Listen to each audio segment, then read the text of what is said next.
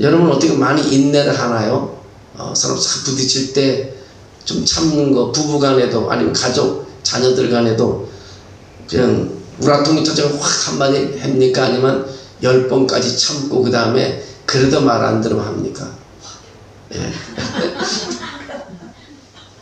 오늘 성령님께서 소리를 들어주신 거 10번까지 참으라. 물론 뭐 주님은 10건 아니라 뭐 100번도 참으라 그랬지만, 야, 그 10번까지 참으니 하나님께서 이제는 마음을 다하고 잘 평정시켜 주시려는 겁니다. 여러분, 가족끼리 싸우지 마세요. 예. 자녀들하고 싸우지 좀 10번도 참고 20번도 참았으면 좋겠어요. 또 부모님도 노하게 하지 마세요. 참는 게 나을 것 같아요. 그것이 바로 주님의 형상을 보여주는 일이 아닌가. 그런 참는 사람이 하나님의 성령을 부어주지 않을까. 오늘 하나님의 일꾼이라는 제목을 가지고 오늘 말씀을 전하는데 6절 3절에 보면 형제들아 너희 가운데에서 성령과 지혜가 충만하여 칭찬받는 사람 7을 택하라. 우리가 이 일로 그들에게 맡기고 이 일을 그들에게 맡기고. 예루살렘 교회가 오순절날 성령 강림 사건 이후로 부흥이 폭발적으로 일어났습니다. 사도행전 4장 4절에 보면 믿는 자가 많아서 남자의 수가 약 5,000명이나 됐다고 말합니다. 여자들과 어린아이를 포함한다면 그 도시 예루살렘의 믿는 자들에서 1만 명이 더 되는 사람으로 추적되는 겁니다. 그때는 전교인이 한 곳에 모이지 않고 주로 흩어져 가정교회에서 모였기 때문에 큰 문제는 없었지만 어쨌든 믿는 자의 숫자는 계속해서 늘어났다는 겁니다. 근데 이렇게 교회가 급성장했음에도 불구하고 교회의 일꾼은 여전히 12명의 사도뿐이었다는 사실입니다. 얼마나 놀랍습니까? 12명의 사도들이 기도하고 설교하고 양육하고 훈련하고 신방하고 구제하고 봉사하고 1만 명이 넘는 성도들을 섬긴 일을 했습니다. 출애굽기 18장에 보면요, 이스라엘 백성을 이렇게 인도한 사람이 있는데 바로 모세죠. 그 200만 명의 사람들이 어려운 모든 문제를 해결하고 재판을 맡았던 분이 모세입니다. 모세 혼자서 해요. 아론과 미디암이 있겠지만 그의 장인 이드로가 방문해서 모세가 아침부터 재판석에서 앉아서 종일토록 백성의 송사 문제를 맡아 재판하는 모습을 보고 있었습니다. 그래서 출애굽기 18장 17절에 이드로가 그런 말하면 내가 하는 일이 옳지 못하도다. 아무리 영적인 지도자 모세에게도 그런 지적을 하는 것을 보게 됩니다. 이드로는 모세에게 권면하는 너는 온 백성 가운데서 능력 있는 사람들과 하나님을 두려워하며 진실하며 불의한 이익을 미워하는 자를 살펴서 백성 위에 세워 1000부장, 100부장, 50부장, 10부장을 삼아 그들이 때를 따라 백성을 재판하게 하라고 말합니다. 그리고 너는 큰 일은 모두 내게 가져갈 것이요 작은 일은 모두 그들이 스스로 재판하게 하라고 가르쳐주고 있습니다. 그러면 그들이 너와 함께 담당할 것이고 내 일이 쉬우리라고 말하고 있습니다. 모세는 자상하고 온유한 사람이었습니다. 마음으로는 모든 백성을 다 마음으로 품고 돌봄과 보살핌의 일을 할 수 있는 사람이었습니다. 그러나 모세에게도 한계가 있다는 것입니다. 혼자서 200만 명의 백성들을 다 돌볼 수가 없습니다. 그의 조언에 따라 모세는 백성들은 신실한 자들을 택하여 1000부장, 100부장, 50부장, 10부장을 세워서 효율적으로 백성을 관리하고 인도해 나갑니다. 공동체가 역동적으로 성장하는 가정 속에서 보면 좋은 일꾼들을 제때 잘 세워야 한다는 것입니다. 사도행전 오늘 6장을 보면 초대교회가 급성장해서 많은 일꾼들이 필요했음에도 불구하고 사도들만 설교하고 기도하고 신방하고 양육하고 훈련하고 가르친 일을 했습니다. 이들의 조언을 받기 전 모세와 같은 생각을 그런 일생을 살아가는 것입니다. 12사도들만 교회의 모든 일을 맡았을 때 교회 내 사도들의 손길이 채 미치지 못하는 사각지대가 생기게 됐던 것입니다. 교회 안에 구제하는 일에 원망과 시비가 발생하게 된 것입니다. 교회에서 믿음의 사람들이 만나서 함께 신앙생활을 해도 현실적인 문제로 마음이 시험이 될 때가 있다는 것입니다. 초대 예루살렘 교회는 유무상통한 교회였지만 외국에서 살다 온 헬라파 유대인들이 있었고요. 또 여기 보면 더 나가면 헬라파 가부들이 교회에서 제공하는 매일의 구제에서 제외되는 것을 보고 문제가 발생했습니다. 예루살렘에는 유대인들이 주로 거주했지만 원 거주자 유대인이 있었고요. 디아스포라 유대인으로 해외에 살다가 예루살렘으로 돌아와 거주하는 유대인이 많았어요. 원 거주자 유대인들은 본문에서 히브리파 유대인이라고 말을 하고요. 해외에서 살다 온 유대인들은 헬라파 유대인이라고 부릅니다. 오순절 성령 강림을 시작한 예루살렘 교회에서조차 차별 대우가 있었다는 것입니다. 결국은 일꾼 7을 세우기로 하여 우리가 아는 초대교회 7 집사님을 공동회에서 선출해서 세우는 것을 보게 됩니다. 사도들이 그들에게 안수하여 교회 일꾼으로 세워서 그들로 하여금 재정과 구제와 봉사하는 일을 하게 했다고 오늘 본문은 말하고 있습니다. 여러분, 교회는요 성령과 지혜가 충만한 칭찬받는 사람 7을 선택했다는 것입니다. 오늘날만한 직분이 있는 사람은 성령과 지혜가 충만한 사람으로 세워져야 된다는 것입니다. 성경대로 하는. 사도들은 그들에게 안수하여 교회 일꾼을 세웠습니다. 교회에 충성스러운 일꾼을 세워서 서로 짐을 나누어질 때 교회의 돌봄과 보살핌으로 서로 성도를 간에 힘을 얻고 또 성장이 일어나게 된다는 것입니다. 여러분, 12사도가 모든 제자를 불러놓고 그들 가운데 성령과 지혜가 충만하여 칭찬받는 사람 7을 택하라고 말합니다. 사도들은 오로지 기도하는 일과 말씀 사역에 힘쓰겠다고 말합니다. 그것이 본연의 사명과 임무에 전념하겠다는 것입니다. 이제 7 집사님들은 재정과 구제한 일을 맡았지만 그들이 하는 사도와 같은 일도 했습니다. 스데반은 사도와 같은 능력의 설교자로 7장에 보면 쓰임받은 것을 알 수 있습니다.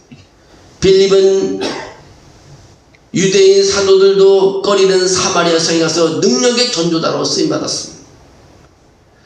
사도 바울의 훌륭한 협력자였고 평생을 전도로 쓰임받았습니다.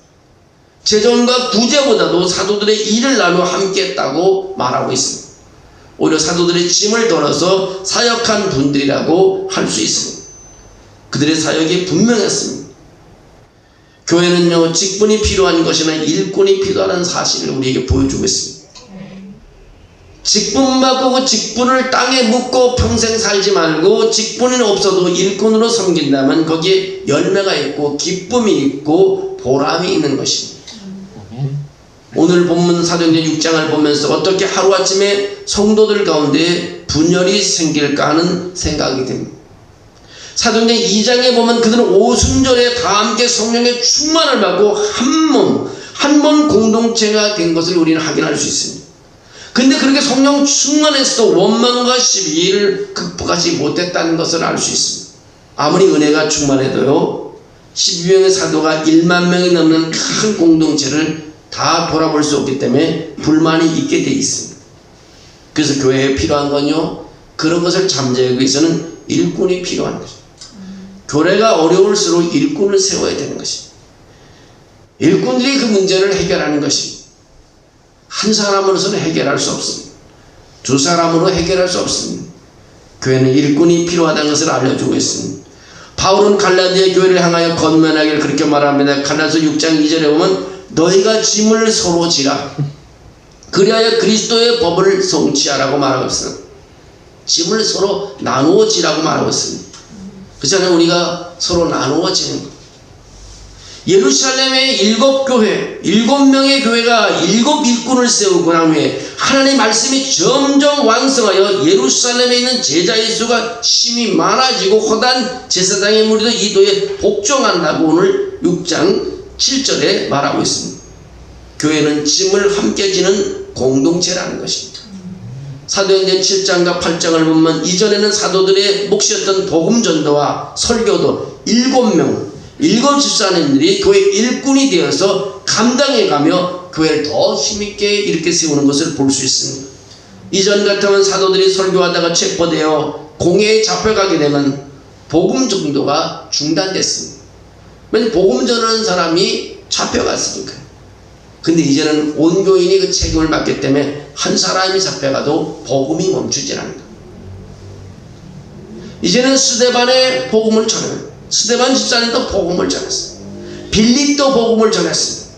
다 함께 사도들의 짐을 나누어지게 된 것입니다. 함께 짐을 나누게 되니까 감당할 짐이 줄어들게 되고 복음은 점점 더 확산되어 가는 것을 볼 수 있습니다. 교회는 일꾼 같은 분들이 필요하다는 것을 오늘 본문에 말해주고 있습니다. 초대교회에서는 교회의 직분들이 많았던 것이 아니라 교회 일꾼들이 많았다는 것입니다. 예수를 믿고 세상과 구별되게 사는 사람들은 누구나 성도라고 불립니다. 그리스도를 믿고 끝까지 따라가는 사람들을 제자라고 부릅니다. 그리스도를 본받아 사는 자들은 그리스도인이라고 부르고 있습니다. 여러분, 우리가 그리스도인이 되어야 됩니다. 주님을 따라가는 제자가 되어야 되는 것입니다. 성도로서만 멈춰서는 안 되는 것입니다. 하나의 교회 성도가 아니라 이제는 제자가 되어야 되고 이제는 크리스찬이라고 부름을 받아야 됩니다. 그리스도를 본받는 사람이 되어야 되는 것입니다. 여러분, 우리가 날마다 지금 신앙생활에서 그리스도의 모습을 본받는 것이 바로 정말 신앙생활 잘하는 것입니다. 사도행전 6장 7절을 보니까 교회 일꾼이 세워진 후에 교회는 달라졌다고 말하고 있습니다. 일꾼이 세워진 어떻게 됐냐면 말씀이 왕성하게 전파되다. 하나님 말씀이 능력 있는 것입니다. 하나님의 말씀은요, 농부가 뿌리는 씨앗과 같습니다. 농부가 씨앗을 뿌릴 때요, 씨앗은 그냥 버려지는 것이 아닙니다. 남들 보기에는 버리는 것 같지만 시간이 되면 그 밭에 추수할 밭이 추수밭으로 바뀌어지게 되는 것입니다. 우리가 끊임없이 말씀을 공부하며 말씀을 사람에게 전하게 된다면 하나님의 나라는 계속해서 넓어질 줄로 믿습니다. 아멘. 하나님의 나라를 누가 방해할 수 없습니다. 자고 일어나고 20일을 가고 30일을 가는 것입니다. 그게 바로 하나님 나라는 것입니다. 누구도 방해할 수 없는 것입니다. 또 일꾼을 세운 후에 교회가 되면 교회가 부흥과 성장을 경험하게 됐다는 것입니다. 교회가 엄청나게 부흥과 경험.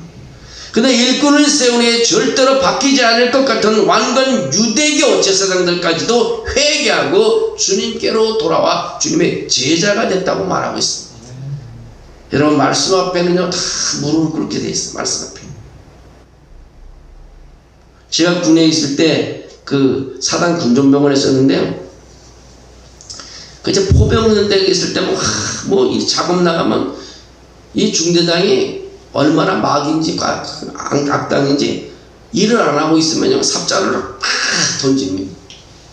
옛날에는 진짜 뭐 다 군대 갔다 오셨지만 억하발로 이 종아리 까만 여기 다 목지에 뼈가 보이고 그랬잖아요. 피가 줄줄 나고 화장실에 울고 하죠. 안 그런 사람 없어요. 그러니까 그 중대장만 오면 삽질을 하는 게 아니라 그 친구만 보는 거예요. 언제 삽이 날라올지 모르니까 그냥 삽을 갖다 일하면 그냥 확 던져버리니까 뭐 맞든 말든. 아주 나쁜 사람이에요. 내가 이제 포병연대에서 그 대대장이 비파견으로 교회를 보내줬잖아요. 교회 갔더니 그 악한 사람 부인이 교회를 나오는 부인이. 근데 교회 가서 이 애기 안고 오는 거면 완전 천사야. 완전히 부대가 교회가 다른 거예요. 근데요, 부인하고 열심히 교회를 나오는데 어느 날 갑자기 교회에서 성경 공부를 하고 직분을 받았는데 이 사람이 완전히 바뀌었어요. 어떻게 그렇게 바뀔 수 있을까? 하나님의 말씀이 들어가니까요 사람이 완전히 바뀌어요.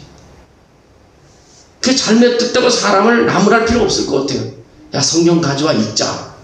성경 읽으면 될 것 같아요. 그냥 뭐 성경을 설명하려면 또 싸움 나요. 난 그래서 그냥 딱 읽고 1장부터 그냥 읽자. 하루에 한 장씩 읽고, 그럼 이건 5장은 내일 읽고 오늘은 자고 또 읽자. 성경만 읽다 보면 기적이 나타나요. 성경이 읽어야 됩니다. 하나님의 말씀이 그분에 스며들어가야 그 사람이 바뀌어지지, 안 그러면 안 돼요. 여러분, 하나님의 말씀을 읽는 가정들마다요 많은 은혜가 있습니다. 지금 나는 성경 읽는 것도 읽는 거지만 우리 공동체 바이블 많이 듣고 있지만요, 참 사운드 이렇게 나오는 거 보면 정말 어떤 때는 깜짝깜짝 놀래요. 그냥 눈으로 읽는 거고 들은 거고 또 다른 거죠. 막 하나님의 운행하시는 것 같아요. 네. 다윗이 어떻게 골리앗을 무너뜨리냐고요. 막 읽는 걸 들어보면요, 막 리얼해. 모두가 다 듣고 계시겠지만요, 거기서 참 얼마나 마음이 평안하고 기쁨을 느끼는지요. 너무 좋더라. 우리 교회도 교회 일꾼들이 많이 세워지는 것은 바로 말씀을 많이 읽고 말씀을 붙잡는 사람들이 세워질 때 우리 교회가 든든히 세워지고 넓어져 갈 것입니다. 하나님을 또 경외하는 사람이 될 것입니다. 성령이 임재하게 되는 것입니다. 그런 숫자적으로 늘어나게 될 수밖에 없습니다. 요즘 참 보면은 세상을 보고 뉴스를 보면은 참 너무 걱정이 많아요. 인구도 없다 그러다, 집도 안 팔리다, 뭐 학교는 보면 초등학교가 문 닫았다, 중학교가 문 닫았다, 학생 수가 없다. 이 사람이 금방 하루만에 태어나는 게 아니잖아요. 애가 하나 성장하려면 10년은 내야 되는데 금방 애가 성장해. 어린아이가 뭐 되겠어요. 그 성장하면 10년이 돼야, 뭐 청소년이 돼야 뭐 일을 하고 신부름을 지킬 수 있는데, 야, 앞으로 10년 가면은 애기 출생이 반으로 딱 줄어들었는데 그거 어떻게 하는가. 그런 생각하면 희망이 없어요. 근데 그리스도에 있는 사람들은 그래도 기도하고 좀 이 나라 정책을 좀 다시 잘 풀 수 있도록 기도하고, 또 그럴수록 교회가 더 기도하고, 이런 과정을 통해서 우리가 하나님의 영광을 볼 수 있고, 그럼 그것이 간증이 되지 않겠어요? 세상에 뉴스 보고 세상을 바라보게 되면 희망이 하나도 없는 것 같아요. 그러나 하나님의 교회 와서 하나님의 살아계심을 보며 바라며 또 새로운 것을 개척해 나가고, 또 결혼도 시키고 결혼 주례도 쓰고 자꾸 아이들이 건면도 하고 말씀을 읽히고, 하나님께서 또 원하는 것을 알려주게 된다면 아이들이 스스로 알고 청소년들이 잘하고 또 성인이 돼서 결혼을 하고 가정을 꾸리고, 이런 모습을 보고 자꾸 축복해주는 삶, 그런 삶이 있어야 되는 거죠. 우리까지도 우리가 무너지게 되면 다 무너지는 거죠. 우리가 그것을 지켜야 될 것 같아요. 교회가 그 일을 위해서 기도해야 될 것은, 집집마다요 결혼할 아이들이 다 있더라고요. 우리가 수요일마다 가정을 위해서 기도하는데, 새벽에도 기도하는데요, 보면 잘 됐어요. 근심만 하지 말고 하나님께 한 주의 기도를 드리는 게 중요합니다. 야, 걱정하지 마라. 아빠가 오늘도 기도하고 내일도 기도하고 내일 아침에도 가서 기도할 거다. 너 생각은 어떨지만 나는 계속 기도만 하겠다. 살아계신 하나님은 우리 기도를 들어줄 줄로 믿습니다. 저와 여러분이 만난 것이 함께 기도하라고 만난 것 같아요. 마지막 남은 것은 우리가 기도해야 되는 거죠. 오늘 여기 보면 기도하고 안수했다고 말하고 있습니다. 성령 충만한 사람들을 세워서 기도해서 안수했습니다. 그랬더니 이분들이 큰 일들을 해나간 거예요. 7 집사님들이 큰 일을 한 겁니다. 이분은 구제한 일뿐만 아니라 말씀을 전하는 일도 했습니다. 복음 전하는 일도 했습니다. 얼마나 열심히 했는지 순교까지 하는 것도 볼 수 있습니다. 여러분, 우리가 이 땅에 온 것은 바로 하나님께서 우리를 세워주셨고 우리에게 할 일이 있기 때문에 보내준 걸로 믿습니다. 우리 오늘 이 7명의 일꾼이 세워져서 더 교회가 확산돼 가듯이 우리도 사람을 세우는 일, 정말 사람 일꾼을 찾는 일, 이런 일에서 우리가 교회를 세우고 또 우리 사회를 더 정말 발전시키고 정말 하나님 나라를 더 크게 발전시키는 그런 사역을 감당해야 될 줄로 믿습니다. 오늘 여러분 이런 것을 기도하고 끊임없이 멈추지 않아서 정말 우리 힘 닿는 데까지 하나님께 영광을 돌리며 사역을 했으면 좋겠습니다. 교회 일꾼들이 많이 세워지면 교회가 평안해지고 듣는 하나님을 경외하는 사람이 많아지면 성령의 역사가 임하는 것을 우리가 보게 됩니다. 오늘 여기 이름이 7명의 집사님들의 이름이 나온 것처럼 우리 이름이 기록될 수 있도록 정말 하나님께 쓰임받는 우리 모두가 되기를 주의 이름으로 축원합니다. 사랑이 많으신 하나님, 7명의 하나님의 일꾼들을 세워서 어렵고 힘들고 흔들리는 교회를 바로 세워서 정말 지역으로 복음을 하나님여 실현하며 전파하게 하신 하나님, 오늘도 이 말씀을 우리에게 주신 것은 우리가 성령 충만해서 일꾼으로 뽑히게 도와주시옵소서. 아버지 직분을 넘어서 이제는 일꾼이 되게 도와주시길 원합니다. 하나님 성령을 우리에게 부어주시옵소서. 그래서 하나님 가정에서도 쓰임받는 우리가 되게 하시고 교회에서도 쓰임받게 하시고 사회에 나가서도 쓰임받는 우리 모두가 되게 도와주실 줄로 믿습니다. 아버지여, 무너져가는 것을 보고만 있을 수가 없습니다. 성령을 부어주셔서 우리가 쓰임받는 일꾼이 되게 도와주시옵소서. 이제 쓰임받는 한 사람 한 사람이 돼서 기도로 쓰임받게 도와주시기를 빌곤합니다. 아버지, 일꾼으로 쓰임받아서 무슨 일인지 하나님 맡겨준 것을 할 수 있는 능력의 사람들이 다 되게 도와주시옵소서. 주님께서 그렇게 도와줄 줄로 믿습니다. 주님 영광 받아주시고 우리를 써주시옵소서. 예수님의 이름으로 기도합니다. 아멘.